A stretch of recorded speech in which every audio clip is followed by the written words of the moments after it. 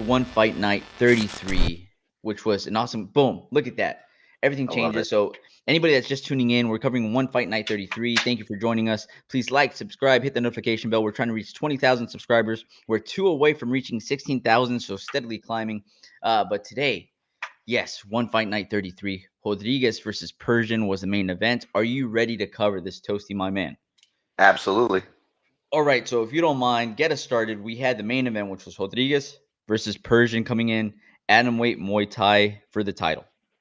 This is like the Muay Thai version of Piotr Jan. Out there just like, I'm going to be so calm and collected. I'm going to do almost nothing the first round and a half. And then as soon as I decide to start hitting you, you're going to feel everything. Yes, yes, absolutely. And you know what? Rodrigues is actually known for that. Yeah. And something that Will has taught me since I've started watching a lot more Muay Thai is that Muay Thai fighters tend to take the first round to observe and try to soak in as much information as possible before they go into the next rounds. And my Rodrigues, right? Rodrigues is no different. So she comes in, like you said, she starts off a little bit slower. And at this point, Persian's like, okay, like if she's going to start off slower, let me start off a little bit faster. She's using this nice 1-2 to close the distance. And then she would be ending with a knee to the body, which I thought was Yeah. beautiful, right? So it's just 1-2, and then boom, just knee to the body over and over again. Rodrigues, by the end of the round, started catching a little bit more of that jab, or throwing a little bit more of the jab, I should say. Second round comes along. Persian closing and clinching for her life, man. So she's coming in and still kind of throwing that 1-2, but then clinching as quickly as she can. And she has kind of like this grueling style in the second round where she's just really trying to wear out Rodrigues as much as possible. But Rodrigues, man, she's just so dangerous from any distance, right? So whether it was her like throwing a knee as well as Persian was closing and trying to clinch, or whether it was that jab to create additional distance and landing a lot of those calf kicks. But you kind of saw a tide turning, right? By the end of the Yeah. second, would you say? Yeah, I think the tying up into that clinch is probably the like it kind of was person's downfall. Like you grab Rodriguez, and there's no way that she's not the stronger person in that ring. I think that when you go to do that clinch over and over and over, you're giving her more confidence that, oh, I am stronger than you. I can kind of do what I want. And I felt like as soon as they started getting away from the clinch, that was sort of like where she was like, oh, I'm gonna find my groove here. I think there was one point where she got the full plum, and I'm like, oh no, she can't even get out of this. Like this is gonna be a bad situation. Yes, 100%, man. That's a great call. And look at this picture. Olivier Cost, man. He's just one of the best in the business, dude. Always so close to 100%. the action, ready to go. So Rodriguez comes out in the third, and she had this beautiful combo where she just goes right to the body, making Persian drop her hands, and then she comes up with the left hook, drops her once, right? You could tell Persian's still a little wobbly, right? Cost Even when she says, walked "Hey, forward, she was still a little offset. yeah, still a little offset." Um, the boss tells her, "Hey, step forward to me, put your gloves up." She's good. She gets closer to the ropes, and it's the exact same combo, right to the body, left up top, and just drops Persian. Again, the boss, man, Olivier Cost is right next to the action, jumps in immediately, calls the fight off, and just another killer performance by Rodriguez, man. Have you seen Rodriguez fight quite a bit? Have you seen her? I've seen a bit of her fights. The ones that I can watch for free on one. Yeah, Yeah, man, because she again, this is what she does, man. The first round it's just a little bit light. I feel like it almost plays against the opponents because they yeah. feel like, hey, I think I got this. I had a good first round. They come in with a little more confidence in the second and the third. And Rodriguez is like, oh no, man, I'm on a whole other level. Don't forget. Yeah. And just pieces them up over and over again. And I think a bit of a downfall for a person in this fight is that her main thing is kickboxing. She does do a lot of Muay Thai, but I think she was like an Olympian or something like that in kickboxing. And I think the big difference between kickboxing and Muay Thai, like you said earlier, is that a lot of Muay Thai fighters will take time to sort of evaluate inside of that first round. And I think that sort of was the downfall of person where she was like, oh, this is just like a kickboxer. I'm going to go out there, I'm going to be fast, and I'm going to take advantage of it. But Yep. you like you're sort of feeding into her hands by giving her more information than she needs. One exactly. She's just downloading all that info and then she just comes out and destroys you after. Great call. But that's it. And again, one amazing with the way that they always end it with the gold confetti. I think it's one of the So best ways to beautiful. celebrate those. Dude, it's amazing, right? Yeah. Uh it's cinematic, it's artistry at its finest. It's one of the things I love about one. The other thing about like the whole cinematic of one, like again, I was watching with my girlfriend, and she's like, "Why does everyone have their phones out?" I'm like, "Those are not their phones. Those are their bracelets. That's a ticket Bracelets. to get in." It is gorgeous when they just do the open shot and they just see the crowd just full of blue. So beautiful. And then they put the belt on the side of the ring, just on that pedestal. It's like so perfect. Like it's just this is With the what they're lighting fighting on it, for. Oh, it's so gorgeous. Like that it's the production value of one is just uncomparable to everything else. I love it, man. And actually, this brings us to a good point. Mr. Rain Lamina says, "What's your opinion on the article that said that one is facing crisis fronts across multiple fronts? Is it a hit piece, or will one get more funding? Do you know if Amazon pull out official or just rumors?" Look, all we have as well is just rumors. I know Will, especially Will, is pretty close to some of the folks in one.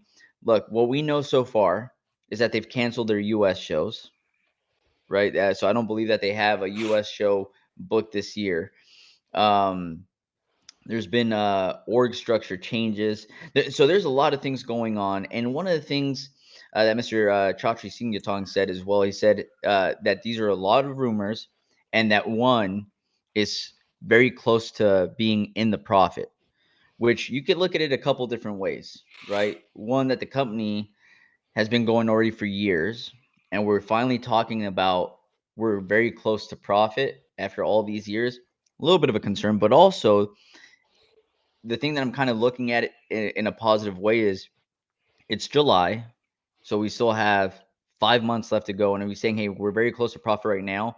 Can one end with profit by the end of the year? We'll see. But I really hope, Rain, that one sticks around. It's not good for any type of business, including sports, UFC, for it to be monopolized, right? And the UFC just owns so much already. one Hundred And percent. if we end up losing organizations like Bellator, which we already lost, like PFL, which I heard is very close as well, like One, then at that point, UFC can continue putting on shit Apex cards and not have to worry about anybody else coming in and taking any of that share. So we need organizations like One. So support any way possible, watch those fights, comment, share the clips from one fighting. And it's a great organization. When I tell you that it's top notch, like when Will and I had an opportunity to go to Denver, the nicest people work for one, right? And they want to see this work so bad. So I wish them nothing but the best, and I'm hoping that they're around for years to come. On a positive, like the big thing about like in terms of business, like everyone talks about like how oh you gotta have to be profitable in business, blah blah blah. But like it takes a while to get there, and once you do Hmm. get there, like once you get into making a profit, it's sort of like a snowball effect. Like you're Yep. kind of going uphill, and as soon as you hit profit, it's like, oh, you're just making money off of money. Like it's just as soon as you start making 10, then 10 turns to 20, 20 turns to 40, and then it just starts doubling and doubling and doubling and doubling. So it's as soon as they hit that precipice of like making money for everybody, the fact that they're already doing all of this for the fighters and the production value, it's just going to get better. Yep. You're absolutely right. And Evie reminding everybody, Chaudhry has always said he's not in it to be rich off of one anyways. He doesn't care about the money. And look, the way that he hands out some bonuses, the way that he he talks about it being just an organization where we could showcase the best fighters in the world, right? In a way, I believe him, but it's like anything else. At a certain point, the well runs dry, and so Yeah, we have to make it profit or a profit at some point in time. If it's not for Chaudhry, then it's going to be for the investors because the investors are going yeah. to want their money back, right? So it just makes sense, right? But at the same time, positive thoughts make positive results. We got to stay positive and just, we can't be living in this, oh, is it going to end at any second? We just got to appreciate the time when we have it and just hope it just keeps going. And look at Rain saying, when will Toasty fight for one? Just looked up your Instagram. There you go, Toasty. You get another follower, my man. Another. Love it. By the way, Tosi is a badass, great fighter, but also a super cool dude. So absolutely give Tosi a follow on Instagram or any other social media he might have. His MySpace also, you might make it to the top 8. We talked about that earlier. So, next fight that we're going to cover was Shadow versus Rabah. This is a featherweight Muay Thai fight. Look, going into this, really excited because Rabah, even though I'm pissed at him because he beat up our boy Eddie Abasolo, that was a I fantastic know. I was fight. so mad about that. Oh my god, I was so frustrated. Anybody that hasn't watched that Abasolo versus Rabah fight, go back and watch it. It's I'm getting goosebumps just thinking about it. I'm such a Yeah, nerd. But fun striking, unpredictable style. We have Shadow that's just known for his aggressiveness and that right kick that's lightning fast, right? So going yeah. in, that's what I'm excited about. What did you think about the fight? I think that Rabah made an absolute critical error in that he every time he was catching, like you were saying, Mm. that kick that Shadow throws that's so quick, he didn't think that he could block it, but for some reason he thought he could catch it. Where he's coming here and he's trying to catch the end of the foot and pull it away. Bro, you're gonna snap your arm. After like 3 shots, you watch his, I think it's his left or his right arm, whatever side it was, all red from like the end of his bicep all the way up to his forearm. Is just Look at his completely ribs right solid there. red. It's Red. wild. You cannot be catching stuff like that. You got to either full block with both sides, or you just got to get out of the way. The catching made his arm so weak that he couldn't throw what is his big thing, which is his power. He's way bigger than everybody in that division. You put both of those guys side by side, Rabah looks way massiver than, or way more massive than Shadow. But Massive is fine. We know what you mean. yeah, I didn't go to school. I get punched in the head, whatever. Um, but but you cannot be sitting there catching stuff like that against somebody like a man who doesn't have a last name. You cannot do Dude, if somebody's named Shadow, bro, Shadow, it. come on. That's a I'm badass afraid of my nickname. shadow. Don't do it. That's a badass nickname. But yes, Rabah does end up getting dropped though at a certain point, right? And it was a really nice sequence. Rich, I don't remember Rich, and shame on me because we talked about this before we went live. But these are the joys of being live. This one of the fights that we have a clip for, Rich? Just a yeah or no. Just let me know, even if it's just in the comments. Um, but yes, so it's a sequence, right, where Rabah throws a left hook that misses. Shadow also threw a left hook at the exact same time that missed. The difference, though, is that Rabah, after he missed, stood straight up and almost did like this lazy backhand thing where he just tried to surprise him with a shot. And then after Shadow missed, he didn't stand straight up. He stayed down in an athletic position, cocked his right back, and then landed that right hook, which landed right on Rabah and dropped him. Rabah tried to contest it right away, saying, no, it wasn't. It was a slip. Oh, It was a there's slip, no way that was a slip. That was the dumbest argument I've ever seen. right? Because they showed a slow motion over and over again. I was like, nah, dude, you got Not even dropped. close. You You got got dropped. super dropped. For real. Um, and then we go into the second round. Hey, shout out Blunderbuff saying Shadow was clearly unfazed by Rabah's best shots. I'd agree, Very man. true. Shadow was looking fantastic. Um, all right. And so we go into the second. They start off fast. Shadow seems to throw a left right combo, and Rabah immediately complains about an eye poke. So at this point, after he had contested that first time being dropped, I was like, oh, is this Rabah now just complaining about an eye poke when an eye poke wasn't really there?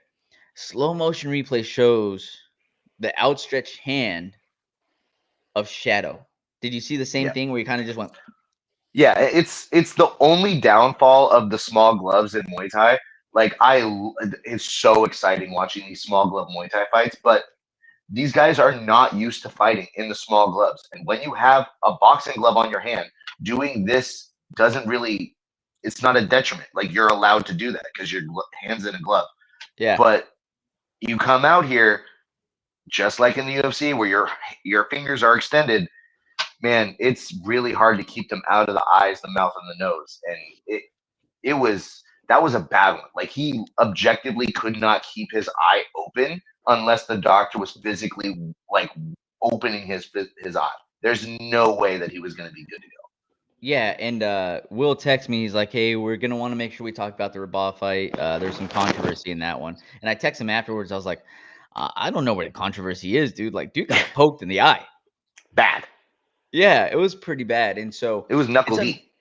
it's unfortunate because I do think Shadow would have walked away with this win just by the way that we saw the first round went.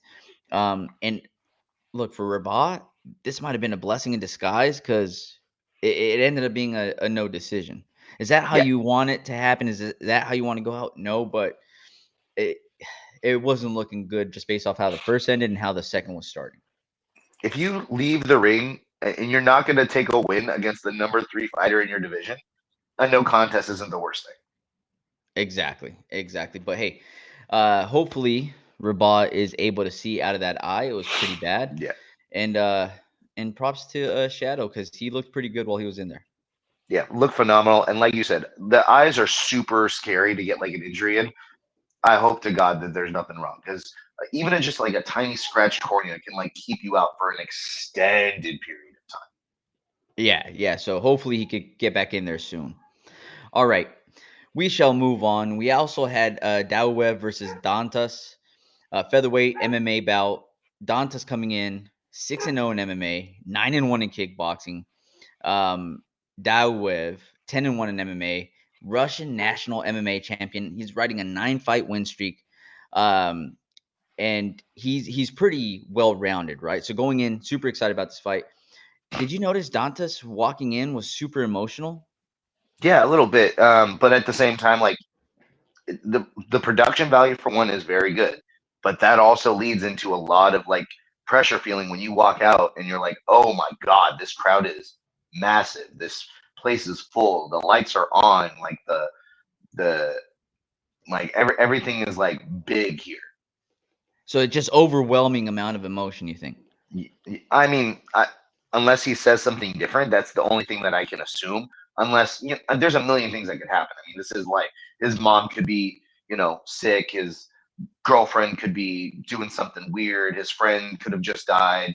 Like, there's a million things that could happen before a fight. No, you're absolutely right. And look, this is why I love having you on, Tosi, as somebody that makes a walk, right, to lock themselves into a cage like a crazy man. Uh, I love listening to your perspective, because you're absolutely right. Like in my mind, I'm thinking like, what's he so emotional about?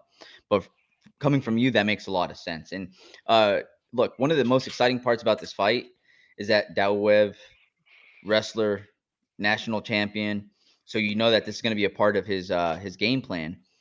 But Pedro Dantas kept on threatening with some chokes and Yeah. some He submissions throughout made the that rest of the fight fight, so fun to watch. right? And Rich, we have some clips. Here we go. Rich is going to go ahead and look at this. So Dantas had Dauev in that triangle for about like 3 minutes, Yeah. right? Look at this clip. And I know that the announcers, the commentators are trying to be, trying to make the thing entertaining, but there were a lot there that, like, oh, I can't believe he didn't submit in this triangle. Like, his arm was not across the whole time. He was trapped in that triangle for a long time.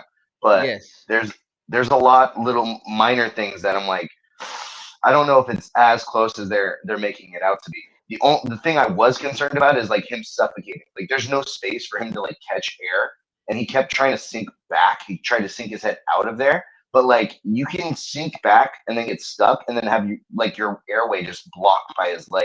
And you're not necessarily getting choked, but you are getting suffocated, and that's where I thought the danger was.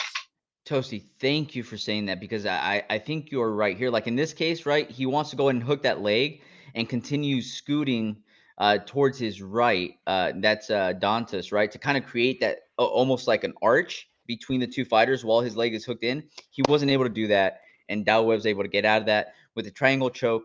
He wasn't able to move the arm over. And the other thing I felt like he could have done, Toasty, Will used to do this against me all the time, right? He's long ass limbs, dude, going up against me, who's like 5 foot nothing. And he would always hook my right leg to get that better angle, and then Yeah. his thigh would be right up against my artery there, and I would have to tap so quickly after that. And Dantas had an opportunity a couple times to hook that leg. He reached for it once. Dauev landed a big hammer fist. Dantas did not like that, and he let go immediately. It's like, dude, you might have to eat one or two of those, but I promise as soon as you get that better angle and you hook that leg, you'll be able to finish it. I was so Yep. frustrated. The other thing Dantes wasn't doing when he had the triangle in is he was like, okay, I'm gonna pull down on the head, but like that's like his arm is not in the spot. You gotta extend your hips upwards towards the sky to create a bit of distance and bring that arm across. He's not going to bring it over for you. Like, he's clearly physically stronger in his upper body than you are. You got to be able to create space and then close the space down. 100%, man, 100%. But look, it was an exciting fight due to that. At the end of the day, Dauev ended up giving Dantas his first loss in MMA. Look, it's hard for anybody to keep an O up there. There's only a few people that we seem to be able to do it. So Dantas, I'm sure you'll be back, but just work on those small details. You have the foundation laid where you know how to set up and how to throw these different submissions in. Those small details are the difference between getting somebody stuck in a sub where they don't tap and another one where you make them panic tap because Yeah. you just paid attention to those small details, right? So props to Dauev as well, though.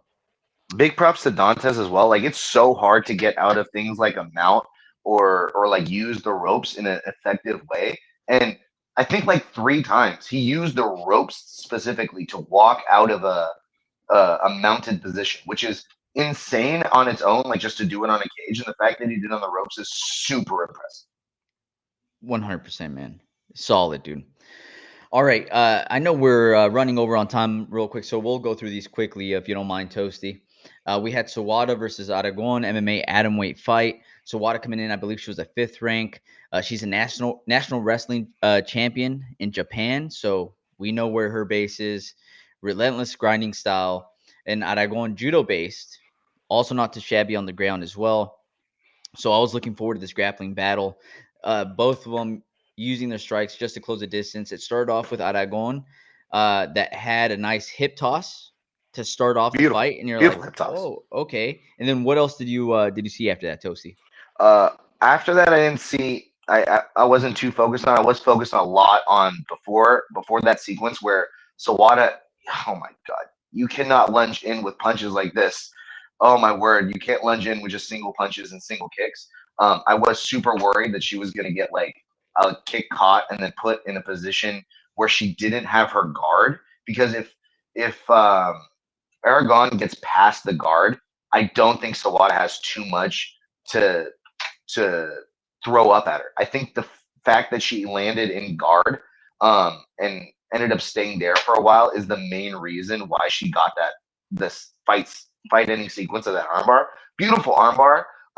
But at the same time, if she's not in guard there, I don't think she has as good of a jujitsu game or submission game uh, to to to show out there. Mm. You got to be a little bit more disciplined in terms of your striking. I understand that you are a wrestler, and that's sort of like your big thing is like, I'm going to throw a big power thing every time. But you cannot lunge with naked punches, and you cannot throw naked kicks like that, especially 3 in a row. Yeah, and I think that's one of the things with wrestlers that we end up seeing a lot, right? Where they're like, "Hey, if I come in wild, and if somebody catches me off balance or anything like that, I got my wrestling base." And if they start feeling comfortable off their back or with jiu-jitsu, then they're also like, "Hey, if I get taken down, I'm comfortable off my back." Um, Throughout the entire fight leading up to the submission, one of the things I noticed, Sawada kept on moving to a really high guard where she was bringing her Yeah, legs up, her shins up right like under Aragon's armpits, and Aragon really didn't make very many adjustments. So I felt like no, slowly Sawada was kind of testing the waters, right? And so I do like the finishing sequence when she ended up getting that armbar, yeah, right? And same thing, high guard. And at this point, Aragon starts trying to throw big shots from up top. She postures up, and then on one of the big rights that she throws, and she misses because Sawada moved out of the way. She grabs that arm, so she holds on to that right arm of Aragon. Oh, that's the end of it there, and she reaches and hooks the leg so that Aragon's not able to back out, and she flips her over and cinches that armbar. Do we have the entire sequence, Rich, or was it just the end there? Let's see if No, that maybe was it. show it. Sorry, Ramiro. That's all we had. Hey, special appearance from Rich, huh? I like it. the I not like it. so casual Rich. Yeah, The, he's starting to the, learn. the other thing the other thing about that sequence is like it also shows the lack of experience Aragon has with the ground strikes. When you throw that right hand, you miss, and she traps the right arm. You cannot keep throwing punches. After she throws the right and it gets trapped, she goes to throw the left, and that's when she opens. Like, she comes here, this is trapped, and she goes this way. your arm is like right there. All they have to do is throw the leg over, and she goes to come down, the leg comes over, and then she just flips down. Yeah. You cannot, like, if something's trapped like that, especially like you said with a high guard on you, they're gonna throw something up, a triangle, an omoplata, God forbid a gogoplata, something like that, or an armbar. Some of the most basic things ever. You cannot, with a limb trap like that, you cannot start throwing punches. Yeah, that's a great call. Great call. All right. And then we're going to move on to the last fight we're going to cover, Toasty. We had Nontachai versus Dayakaev, Muay Thai fight. Nontachai, usually known for his counters off the back foot, great clinch work with busy knees, riding an 8-fight win streak. We had Dayakaev, powerful hooks, known for being comfortable trading in the clinch, right? So, and the most Dagestani nickname ever. what is it? Smash Boy. By the way, dude, I just loved his post-fight interview also, where he's like, just send anybody my way. So, brother and smash, it's like their two favorite words in Dagestan. 100%. It's like the very first things they learn, I think. Yeah. And he's like, I'll fight anybody in the street, in your gym, blah, blah, blah. And what's his name's like, no. We want you to fight here. Fight here. No, don't fight in the street. Fight here. So funny, dude. But yeah, look. First off, impressed with Olivier Cost giving last-minute instructions in Thai. That's phenomenal. Mm-hmm. Not sure Dayakaev was able to benefit from that. But anyway, right off the bat, they start trading. Dayakaev lands the heavy left hook right off the bat. Right? Real quick. Rich, do we have footage of that one? Maybe we do. Let's see what Rich has teed up for us. But in the meantime, I know that this is one that you were excited about because you texted me as soon as you watched it. I was like, dude, I think we just witnessed a murder. God damn. Dude, insane, man. The other thing I like, again, it's so beautiful, like the way one does it. Like, the thing that makes people connect with fighters is like their story and things like that. Like in the ring when they give him his 50K and they're like, oh, the last time he got a bonus, he bought a car and gave it to his dad. Now he wants to buy a house for his family and build it in docks. Like, that's the sort of stuff that makes fans like immediately gravitate towards somebody. The same thing with like Derek Lewis when he has the antics in the ring and he says these weird. It's those things outside of the fighting that lets people just sort of connect with the fighter themselves. This sort of thing, dude, is a beautiful encapsulation of like how one does good for the fighters more and MMA than it does like the promotion itself. Yes, and you're right, because they talked about if he got 50K, he was going to build a house for his parents. So he's going to build a house for his parents now, and they're like, hey, with your last 50K, you buy yourself a car, but you ended up giving the car to your dad. And like, dude, you're right, beautiful story. Rich, let's go ahead and show the clip of the KO if you got him, my man. But that was also pretty sweet. Look at this. Boom. Left hook. Left hook. You know if somebody's getting up from the mat and their arms are like doing not underneath them, but like back like a teepee, it's over. It's over. Like a teepee, he said. Look at that again. Look at his arms as he gets up. Just dink. Oh yeah, and look at face plants as he tries to no chance. Over. No chance. Great stoppage from Olivier Cost. Yeah. Wow. All right. Hey, but that's all we're going to cover from One Fight Night 33. Hey, everybody. Romero and Will here. Thank you for watching that short clip. Just so you know, that was a small excerpt from what we covered this last Sunday. Right, Will? Yeah, we cover the entire event every weekend. So this was just a cutout from the live stream that we did. The link to that live stream is in the description. So if you want to hear about the other fights that night, it's down below in the description. Please like, subscribe, hit the notification bell because we go live every Sunday to cover events. And if you do that, you'll know for next week and you can tune in and be in the chat and get featured on the show just like everybody else was on this clip. We hope to chat with you live.